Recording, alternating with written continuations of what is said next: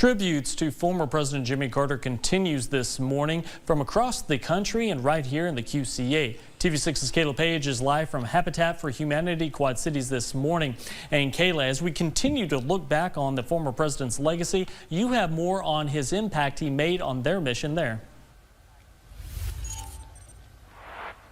Good morning. Yes, that's right, Dustin. It all started in 1984 when Carter got invited to a project, and the mission just never stopped. He returned and he was inspired by what he saw and experienced, and he continued on that legacy with the organization. And joining me now to talk more about that impact and his overall legacy as a whole is Tom Fisher-King, CEO of Habitat for Humanity Quad Cities. Thank you for joining me this morning. Thank you. Good morning. Good morning. Now, so Carter has his hand involved in over 4,400 projects and spread across 14 countries over the course of 35 years. Now, of course, many believe that Carter started the organization, but he did not. It's actually something he got more involved in after his presidency, actually. Right. What do you think that goes to show about his advocacy work? Right. He joined Habitat in March of '84, certainly after his presidency, and he and Mrs. Carter were very involved in other humanitarian efforts. When they joined a Habitat project, they realized that it aligned with their other projects that they were working on, and they believed. And President Carter said that for a very long time, that he believes everyone deserves a safe, decent place to live. And so that mission and his own beliefs with Habitat mission all came together and created a wonderful partnership.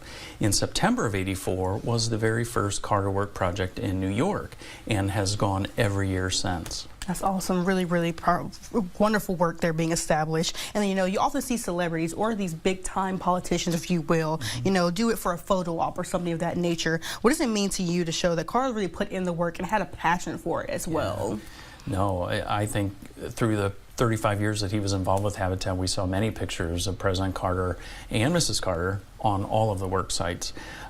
He was always involved, and as you mentioned, I mean, over 4,400 projects, over 35 years, he was able to mobilize and bring 108,000 volunteers to the Carter Work projects.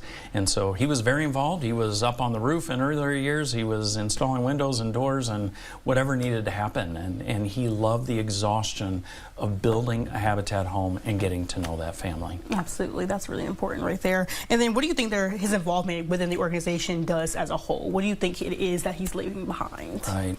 Well, President Carter being involved with Habitat certainly brought awareness to the brand and what Habitat was and what we do. And we provide safe, decent, and affordable homes to individuals. And he believed that. He grew up in Plains, Georgia, and understood the importance of housing. And so his work with Habitat and the advocacy that continues will go on for many years. Absolutely, it certainly will. And coming up, we're going to talk even more about that and how people right here in the Quad Cities can get involved. Right. Alrighty, live in Davenport, Kayla Page, TV6 News.